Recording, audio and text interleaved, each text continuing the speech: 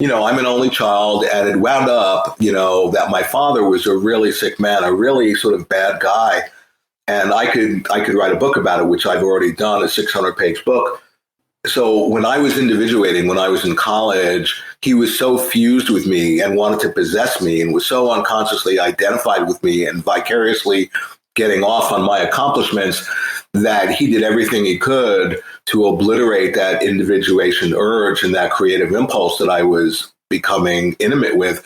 And it created enormous suffering for me. I went from being a happy, healthy person to not being able to live my life. And I dealt with it by going inwards and, really just inquiring into inside my own mind. And then within a few years, I had this life-transforming spiritual awakening. I got hit by a bolt of lightning, not from outside. It ignited in my brain. My kundalini had just erupted. And within hours, stuff began happening in my life that was physically impossible.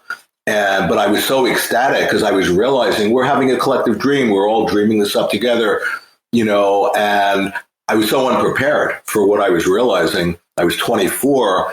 I was so enthusiastic, and entheos, etymologically it means to be, filled with spirit, that I freaked people out. All they knew to do was pathologize me. I immediately got brought by an ambulance to a hospital and diagnosed as bipolar.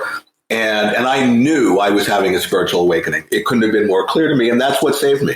So during that next a little bit under 2 years, maybe 3, 4, 5 times, I was thrown in mental hospitals because I was a free agent and I hadn't fully integrated what I was realizing.